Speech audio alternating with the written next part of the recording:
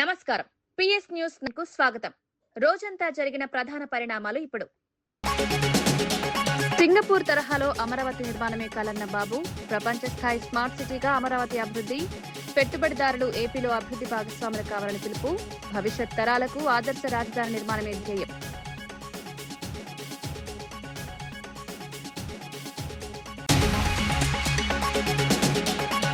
SIR ప్రక్రియపై అప్రమత్తంగా ఉండాలన్న మహేష్ గౌడ్. ఓటర్ల తొలగింపుపై అనుమానాలు. ప్రతి అర్హ ఓటర్కి హక్కు. ప్రజాస్వామ్య పరిరక్షణకు పోరాటం కొనసాగుతుందన్న గౌడ్.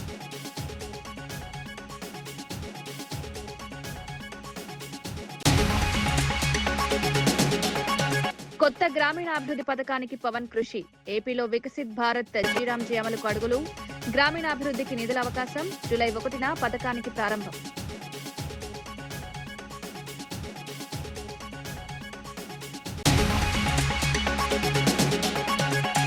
తెలంగాణకు 3 బుల్లెట్ ట్రైన్లు మంజూరయ్యన్న రాకేష్. 7 ప్రాజెక్టుల్లో 3 తెలంగాణకే. రాష్ట్ర అభివృద్ధికి కేంద్రం ప్రత్యేక ప్రాధాన్యం. రైల్వే మౌలిక వస్తువులకు భారీ నిధులు.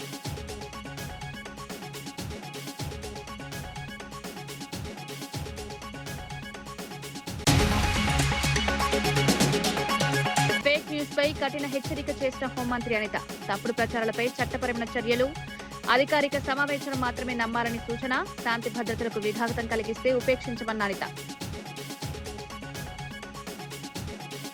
సింగపూర్ లో జరిగిన సిఐఐ పార్ట్నర్షిప్ సమ్మిట్ లో పాల్గొన్న ముఖ్యమంత్రి నారా చంద్రబాబు నాయుడు అమరావతి భవిష్యత్తుపై తన దూరదృష్టిని వివరించారు. ప్రపంచ స్థాయి మౌలిక సదుపాయాలతో కూడిన స్మార్ట్ సిటీగా అమరావతిని అభివృద్ధి చేయడమే తన లక్ష్యమని తెలిపారు. సింగపూర్ రూపొందించిన మాస్టర్ ప్లాన్ ఆధారంగా రాజధాని నిర్మాణం కొనసాగుతోందని వెల్లడించారు. అమరావతి కేవలం పరిపాలనా కేంద్రం మాత్రమే కాకుండా సుస్థిర అభివృద్ధి, ఆధునిక సాంకేతికత, పర్యావరణ పరిరక్షణకు ప్రత్యేకగా నిలవాలని ఆకాంక్షించారు. ప్రపంచ పెట్టుబడిదారులు, పారిశ్రామికవేత్తలు ఆంధ్రప్రదేశ్ అభివృద్ధిలో భాగస్వాములు కావాలని పిలుపునిచ్చారు. సింగపూర్ తరహాలో అభివృద్ధి చెందిన, ప్రపంచం గుర్తించే నగరంగా అమరావతిని తీర్చిదిద్దడమే తన కల అని చెప్పారు. ప్రజల జీవన ప్రమాణాలు మెరుగుపడేలా భవిష్యత్ తరాలకు ఆదర్శంగా నిలిచే రాజధానిని నిర్మించేందుకు ప్రభుత్వం కట్టుబడి ఉందని చంద్రబాబు స్పష్టం చేశారు. Under permissions, everything real time we can provide for you. These were some dedicated parts were created so that you will not have any problem. If you see all these things, all latest technologies in the space, drone, electronics, aerospace. Recently, Government of India has started 5th generation fighter jet manufacturing in Kotapatti near Bangalore. That is another project. Now I wanted to use that aerospace hub tomorrow, flights manufacturing, and also already so many assembling units have come.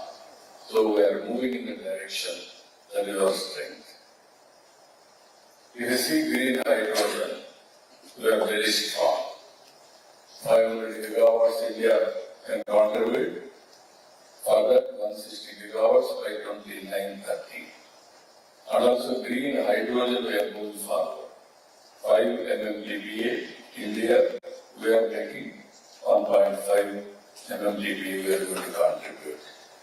This way charging stations, conversion electrical vehicles, controlling pollution, everything we are going in very speedy way. We are going to build it. That is where it is possible. Beautiful river, Krishna river. There are beautiful hills. Land is very excellent land. Now I want to make this place world-class education hub and knowledge economy. And also infrastructure. It is going to connect all cities. Hyderabad, Bangalore, Chennai, Kolkata, Nagpur, everywhere it is going to connect. And also 3 high-speed trains are connecting this city. Hyderabad here, Bangalore here, and Chennai. Any city you want to go, it is only 1 hour 30 minutes or 1 hour 50 minutes. Either fly or by road, it will take some time, or this high-speed train. And also next generation, another green blue city. 100% I'm going to use it only green energy. That is our nation. We are moving in the direction of those vehicles, electrical vehicles. This is where quantum value is starting. Quantum computer is coming. Quantum applications we are working here. And also our people are very intelligent and innovative. We are starting quantum computer by December. And at the same time, I asked them to create quantum computers manufacturing. Now they are ready. Now 1 village we have prepared 5 qubits. Now it's getting very easy. Within 2 years' time, we are going to produce quantum computers from Amaravati. That is what we are making now.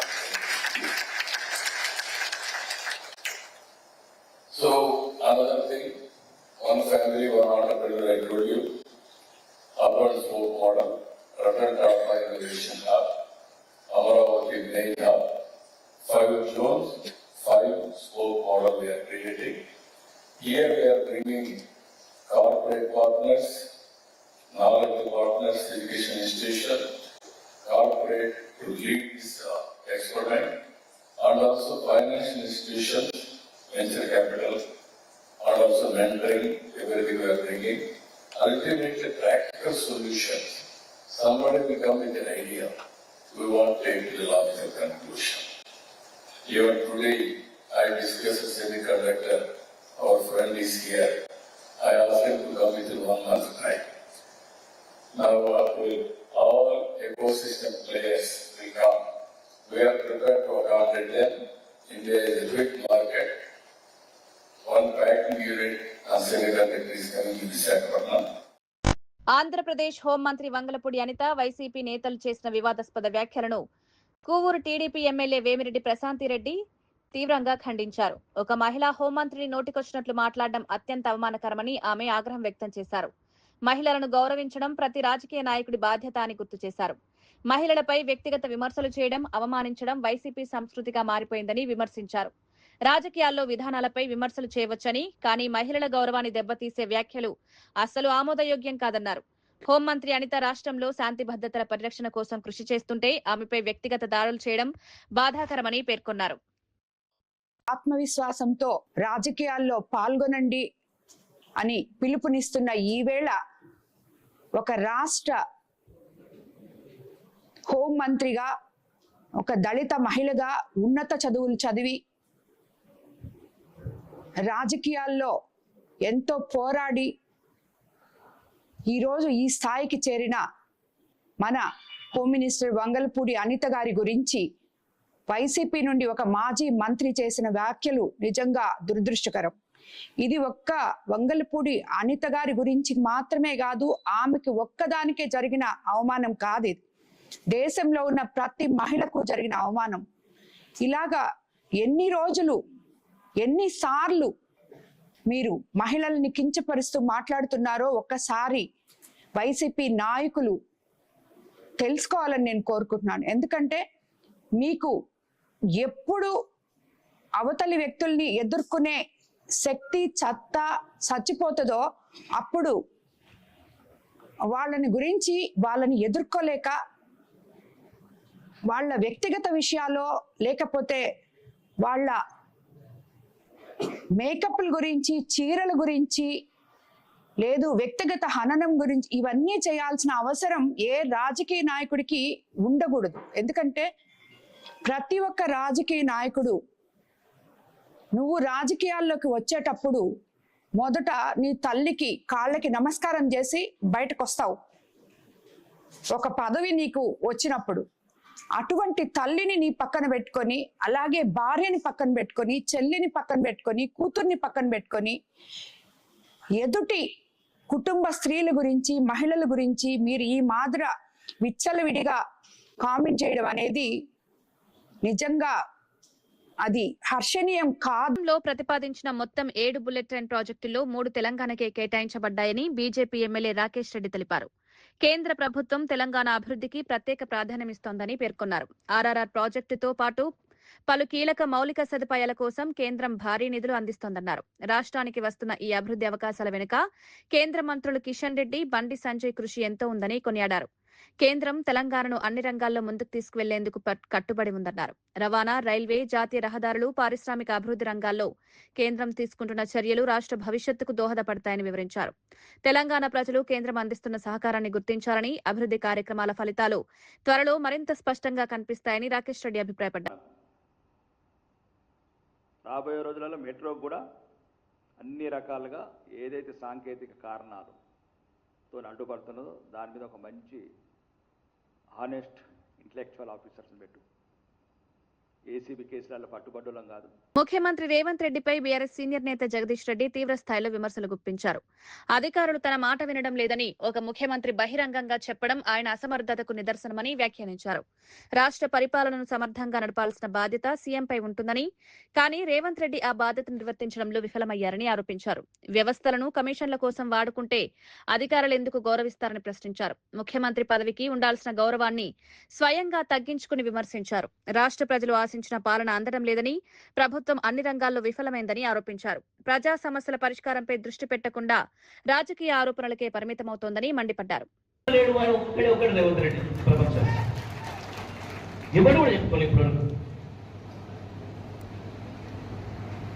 కానీ మళ్ళా 4 రోజులకే మాట మార్చి 2 ఏడు పెడుతుండే నా మాట ఇంటలేడు ఒకటి అధికారులు. నేను వాన వస్తుందని ముందే చెప్పిన పైన ఒకటి నిలవలేడా? ఎందుకు ఇట్టలేదు? అధికారంతో నువ్వు పిలిచి నువ్వు ప్రజలకు ఏ పని చేసినావు, ఇదేం చేసినావు, అదేం చేసినావు దబా ఇస్తే ఇట్టాడు. కానీ అధికారం పిలిచి ఎట్లా పైసలు వస్తాయి చెప్పు, ఏం స్కామ్ చేసి చెప్పు. స్కీములు ఏమి లేవు, స్కాములే అన్ని. వీడు హ్యామ్ రోడ్లను ప్రారంభం చేస్తే అవి పెట్టాడు, అది స్కామ్ రోడ్డు. మన నీళ్ళ వాటర్ కలిపే మంత్రి రేపు ఆయన తీసుకొస్తున్నా.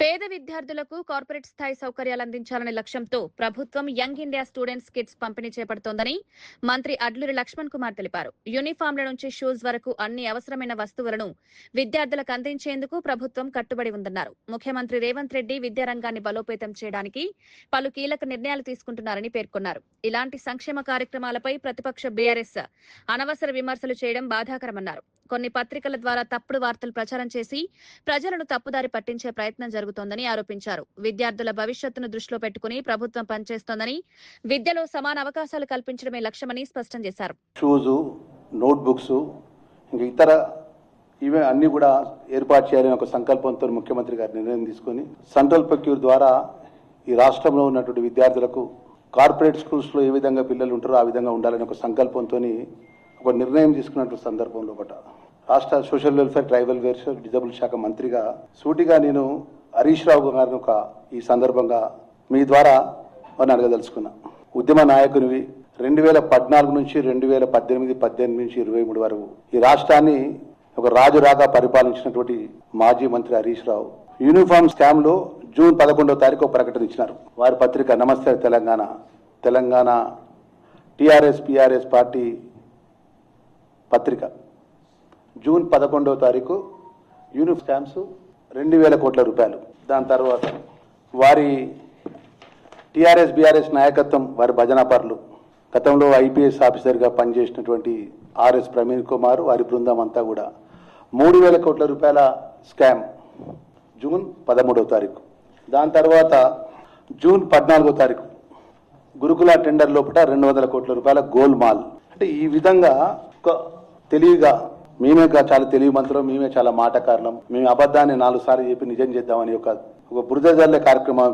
ఈరోజు ఈ యొక్క సెంట్రల్ ప్రొక్యూర్కి సంబంధించినటువంటి ఎంటైర్ అంశాన్ని మేము ముందు పెడుతున్నాను. నేను సుమారు రాష్ట్ర ప్రభుత్వం 1141 కోట్ల .72 రూపాయలతోని టెండర్ వాల్యుయేషన్ 683 కోట్ల రూపాయలు టెండర్ కాక ఇంకా అదర్ దెన్ గవర్నమెంట్ ఆర్గనైజేషన్స్కి ఇచ్చిందంత డీటెయిల్గా చెప్తుంది. అంటే టెండర్కి సంబంధించిన ప్రక్రియ మొత్తం కూడా టెండర్లో 2000 కోట్ల రూపాయల స్కామ్ జరిగింది అని హరీష్ రావు అంటాడు. 3000 కోట్ల రూపాయల స్కామ్ జరిగిందని వారి టీఆర్ఎస్ పార్టీ భజన సోషల్ మీడియాలో తప్పుడు ప్రచారాలు, ఫేక్ న్యూస్ వ్యాప్తిపై ఆంధ్రప్రదేశ్ హోంమంత్రి వంగలపూడి అనిత తీవ్ర హెచ్చరికలు జారీ చేశారు.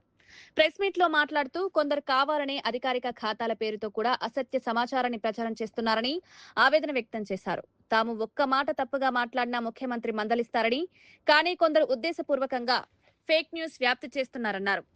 ఇలాంటి తప్పుడు ప్రచారాలు ప్రజల్లో గందరగోళం సృష్టించడమే కాకుండా శాంతి భద్రతలకు విఘాతం కలిగిస్తాయని హెచ్చరించారు. సోషల్ మీడియాను బాధ్యతాయుతంగా వినియోగించాలని ప్రజలకు సూచించారు.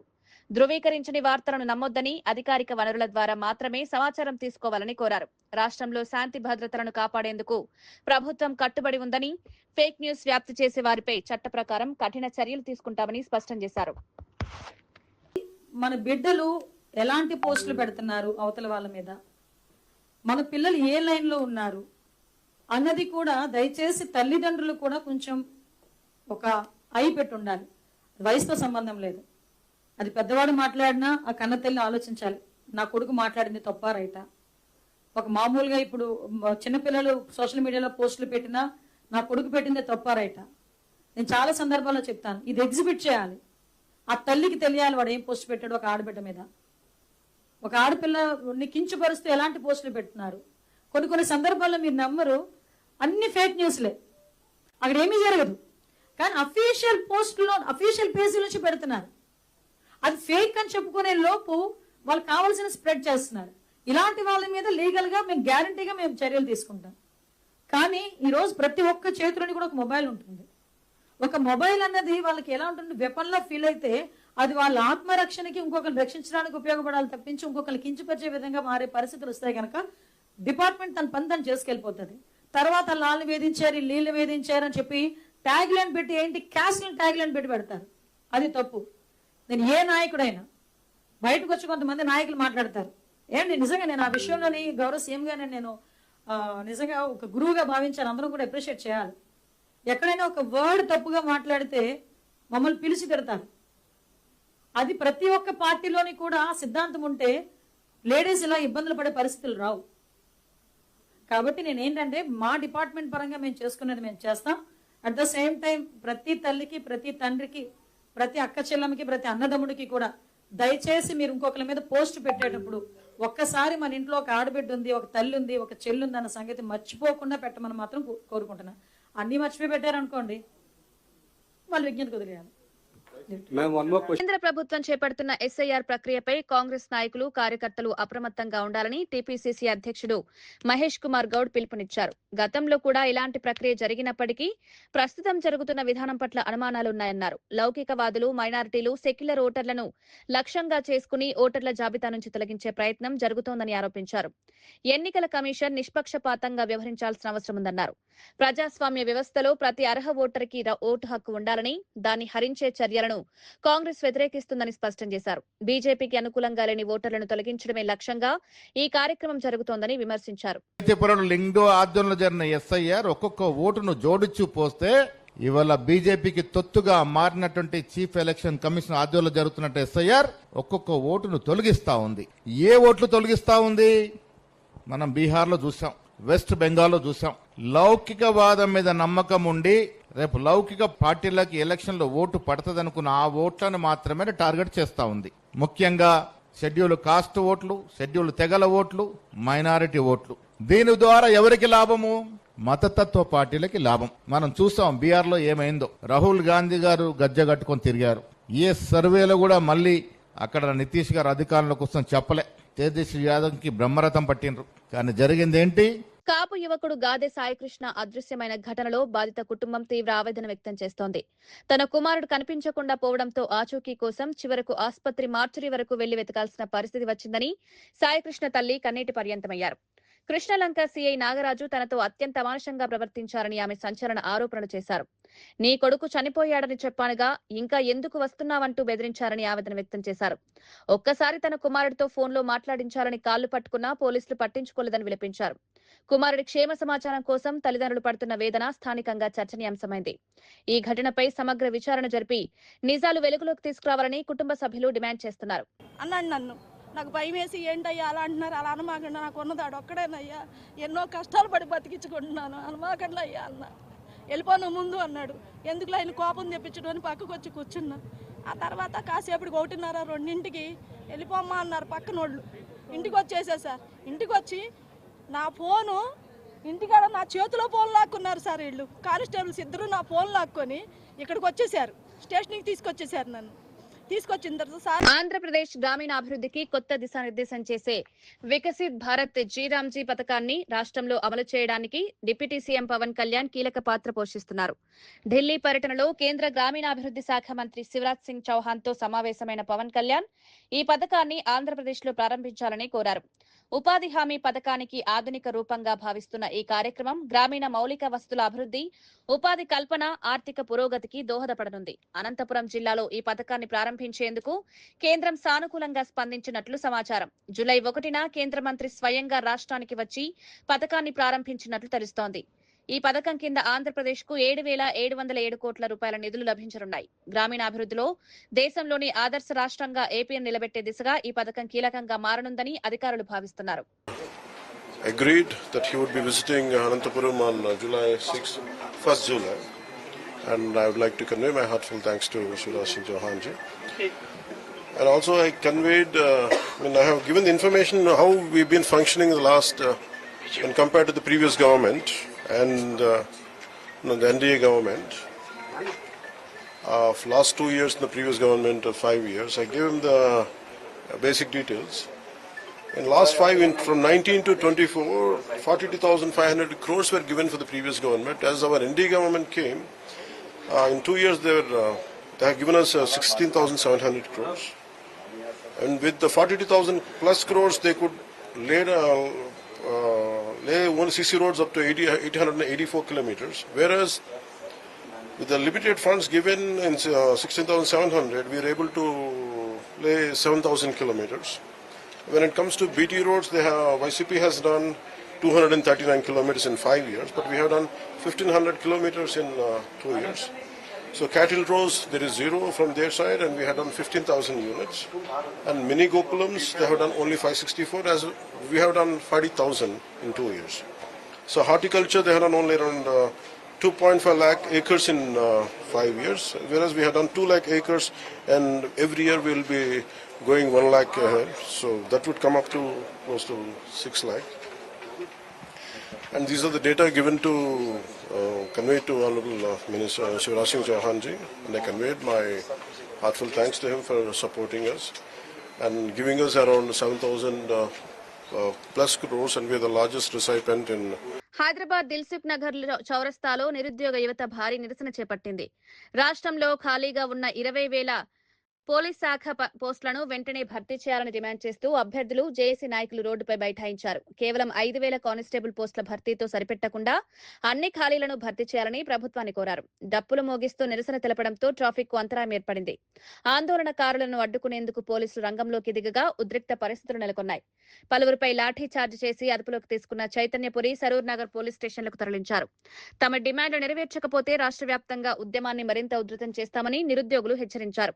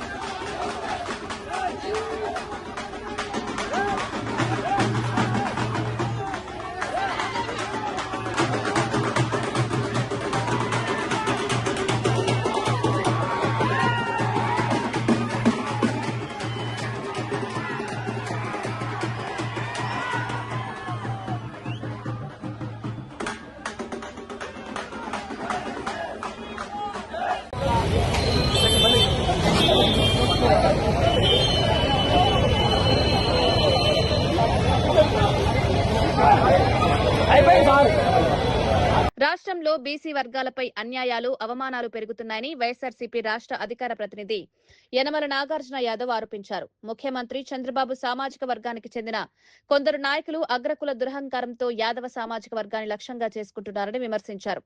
మహిళలు, కుటుంబ సభ్యులపై కూడా అవమానకర వ్యాఖ్యలు చేస్తూ బెదిరింపులకు పాల్పడుతున్నారన్నారు. రాష్ట్రంలో బీసీలకు భద్రత ఉందా లేదా అనే సందేహం కలుగుతోందని ఆవేదన వ్యక్తం చేశారు. తెలుగుదేశం పార్టీలో ఉన్న బీసీ మంత్రులు కూడా తమ వర్గాల సమస్యలపై స్పందించకుండా నాయకత్వాన్ని పొగడటంలోనే పరిమితమయ్యారని విమర్శించారు. సామాజిక న్యాయం కోసం పోరాటం కొనసాగిస్తామని, బీసీల హక్కులను కాపాడేందుకు వైఎస్ఆర్సీపీ కట్టుబడి ఉందని స్పష్టం చేశారు. ఉందా దుర్మార్గపూరితంగా ఒక దాడి గొర్రెల్ని మేపడానికి తీసుకువెళ్తే పొలంలో కొట్టారు. మనం చూస్తున్నటువంటి వీడియో. ఇది అయిపోయిన తర్వాత యాదవ కులాన్ని గొల్లనా కొడుకులారని తిడతారా? యాదవ కులంలో ఉన్నటువంటి మహిళల్ని నీచాతి నీచంగా మాట్లాడతారా? రాండి పెద్ద మనుషుల దగ్గరికి వెళ్దామని గ్రామంలోకి సెంటర్లోకి వెళ్తే ఆ యాదవ గొర్రెల కాపరైనటువంటి మధు అనిల్ అనేటువంటి ఇద్దరిని తెలుగుదేశం పార్టీ కార్యాలయంలోకి జుట్టు పట్టుకుని లాక్కుని వెళ్లి గడ్డపారలతో పలుగులతో వాళ్ళని హత్య చేయాలని చంద్రబాబు నాయుడు గారి సొంత సామాజిక వర్గానికి చెందినటువంటి వ్యక్తులు ప్రయత్నిస్తే పాపం ఆ గడ్డ పొలుగు పక్కకు తగిలి అదృష్టవశాత్తు అతను గోడ జారిపోయింది. ఇది జూన్ 7వ తేదీన జరిగింది. దాదాపుగా రమారమి వారం రోజులు, 9వ రోజు ఇది. ఇది జరిగిన తర్వాత చీఫ్ సెక్రటరీగా పనిచేస్తున్నటువంటి సాయి ప్రసాద్ గారి సొంత సామాజిక వర్గం, సొంత గ్రామానికి సంబంధించిన వారందరూ కలిసి నేరుగా అరే నువ్వు బయటికి చెప్తే మిమ్మల్ని చంపేస్తాం అని బెదిరించి ఈ సంఘటన బయటికి రాకుండా ఉంచారు. ఇది జరిగిన తర్వాత యాదవ్ ప్రముఖులు వీరందరూ కూర్చొని మాట్లాడి ఏదైనా ఈ రోజు ఈదుముడిలో జరిగింది, రేపు మరొక గ్రామంలో జరుగుతుంది అనేటువంటి ఉద్దేశంతో వీరందరూ కూర్చొని పోలీస్ స్టేషన్కి వెళ్తే చంద్రబాబు నాయుడు గారి సామాజిక వర్గానికి సంబంధించినటువంటి వ్యక్తుల అరాచకం ఈదుమూడి గ్రామం నుండి ఒంగోలు రూరల్ పోలీస్ స్టేషన్కి చేరింది. ఇక్కడ మీరు వీడియో చూశారు కదంటే, వీడియోలో కులం పేరుతో దూషించింది ఎవరిని? చంద్రబాబు నాయుడు గారి సామాజిక వర్గానికి చెందిన వాళ్ళు యాదవులను దూషించారు. ఎవరిని చంపుతామని బెదిరించారు? చంద్రబాబు నాయుడు గారి సొంత సామాజిక వర్గానికి చెందిన వారు యాదవుల్ని, బీసీల్ని చంపుతామని బెదిరించారు. ఎవరిని? ఇంట్లో తల్లుల్ని, ఇంట్లో పిల్లల్ని నీచాతి నీచంగా మాట్లాడుతూ తిట్టారు. చంద్రబాబు నాయుడు గారి సామాజిక వర్గానికి సంబంధించిన వారు యాదవుల్ని, బీసీల్ని తిట్టారు. అయితే చంద్రబాబు నాయుడు గారి సొంత సామాజిక వర్గానికి సంబంధించినటువంటి వ్యక్తుల అరాచకం ఈదుమూడి గ్రామం నుండి ఒంగోలు రూరల్ పోలీస్ స్టేషన్కి చేరింది. ఒంగోలు రూరల్ సిఐగా పనిచేస్తున్నటువంటి శేషగిరిరావు చంద్రబాబు నాయుడు గారి సొంత సామాజిక వర్గం. ఒంగోలు రూరల్ డిఎస్పీగా పనిచేస్తున్నటువంటి రాయపాటి శ్రీనివాసరావు చంద్రబాబు నాయుడు గారి సొంత సామాజిక వర్గం. వీరిద్దరూ కలిసి వాళ్ళు వేసుకుంటూ ఆక్వా ఫీడ్ ధరల పెంపు వల్ల రాష్ట్రంలోని ఆక్వా రైతులు తీవ్రంగా నష్టపోతున్నారని ఆక్వా రైతు మోహన్ రాజ్ ఆరోపించారు. జగన్ ప్రభుత్వం ఏర్పాటు చేసిన అప్సిడా సంస్థ రైతుల ప్రయోజనాల కోసం పనిచేసేదని, ప్రస్తుతం దాన్ని పక్కన పెట్టి కంపెనీలకు అనుకూలంగా నిర్ణయాలు తీసుకుంటున్నారని విమర్శించారు. సముద్రంలో వేట నిషేధ సమయంలో ఫిష్ మీల్ ధరలు పెరగడమే సహజమే అయినప్పటికీ అదే కారణంగా చూపుతూ ఫీడ్ ధరలను పెంచడం సరికాదన్నారు. ఫీడ్ కంపెనీలకు బ్యాంకుల మద్దతు, నిల్వ సౌకర్యాలు ఉన్నప్పటికీ రైతులపై అదనపు భారం మోపుతున్నారని పేర్కొన్నారు. ఫలితంగా రైతులు దాదాపు 10,000 కోట్ల వరకు నష్టపోతున్నారన్నారు. సీడ్, ఫీడ్ వంటి ఉత్పత్తులకు నాణ్యత ధృవీకరణ తప్పనిసరి చేయాలని, ఆక్వా రంగంలో వ్యాధుల నియంత్రణకు ప్రత్యేక చర్యలు తీసుకోవాలని డిమాండ్ చేశారు. ఒకసారి ఈ 2 సంవత్సరాల నుంచి మేము పడుతున్న కష్టం ఏంటన్నది ఒకసారి మీ నోటీసుకు తీసుకురావాలని చెప్పి ఉద్దేశంతో ఇవాళ ఇక్కడికి రావడం జరిగిందన్న. ఈరోజు మా రైతులందరి సమక్షంలో కూడా ఆందోళన ఏంటంటే అన్న, ఇప్పుడు గవర్నమెంట్ రెగ్యులేషన్స్ని బైపాస్ చేసి ఫీడ్ రేట్లు పెంచటం అన్న, వీళ్ళు ఏదైతే చేస్తున్నారో అది ఒక ఇండస్ట్రీ కేటగిరీలో చేయాలి. అంటే వాళ్ళు ఇన్వెంటరీస్ మెయింటైన్ చేసుకోవాలన్నా, ఫీడ్ ఇంగ్రీడియంట్స్ ఏదైతే ప్రైస్ ఫ్లక్చుయేషన్స్ ఉన్నాయంటున్నారో ఆ ప్రైస్ ఫ్లక్చుయేషన్స్ ఇయర్ యావరేజ్ కనుక ప్రైసెస్ తీసుకుంటే అన్న సుమారుగా 66 రూపాయలు వాళ్ళకి ఫీడ్ ప్రైస్ అవుతుందన్న.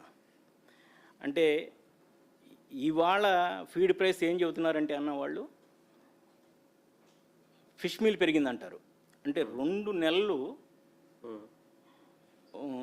క్యాప్చర్ ఫిషరీస్ హాలిడే ఉన్నప్పుడు, అంటే మన సముద్రంలో వేట 2 నెలలు ఉన్నదన్న. ఈ 2 నెలల తర్వాత ఫిష్ మీల్ ఎండాకాలంలో వర్షం కురవలేదు అని అనుకున్నట్టే ఈ 2 నెలల బ్యాన్లో ఫిష్ మీల్ డెఫినెట్గా రేట్ ఎక్కువ ఉంటుందన్న. దాన్ని చూపించి, బూచిగా చూపించి ఇవాళ ఫిష్ మీల్ రేటు ఇది అని చెప్పి చూపించి దాన్ని ఎక్స్ప్లాయిట్ చేయటం అన్నది అంటే వీళ్ళు స్ట్రీట్ వెండర్స్ కాదన్నా, వీళ్ళు బజ్జీలు పకోడీలు వేసేవాళ్ళు కాదు.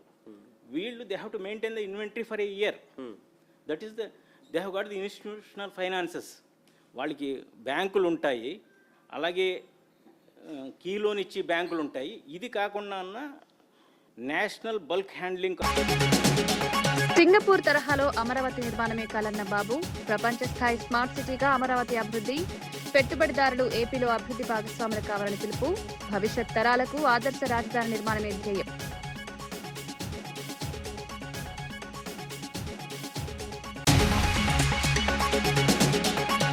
ఎస్ఐఆర్ ప్రక్రియపై అప్రమత్తంగా ఉండాలన్న మహేష్ గౌడ్, ఓటర్ల తొలగింపుపై అనుమానాలు, ప్రతి అర్హ ఓటరుకి హక్కు, ప్రజాస్వామ్య పరిరక్షణకు పోరాటం కొనసాగుతుందన్న గౌడ్.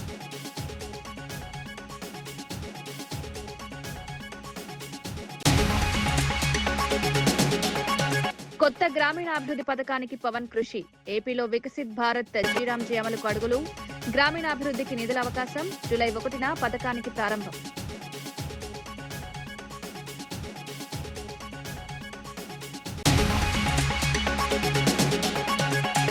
తెలంగాణకు 3 బుల్లెట్ ట్రైన్లు మంజూరయ్యన్న రాకేష్, 7 ప్రాజెక్టుల్లో 3 తెలంగాణకే, రాష్ట్ర అభివృద్ధికి కేంద్రం ప్రత్యేక ప్రాధాన్యం, రైల్వే మౌలిక వస్తువులకు భారీ నిధులు.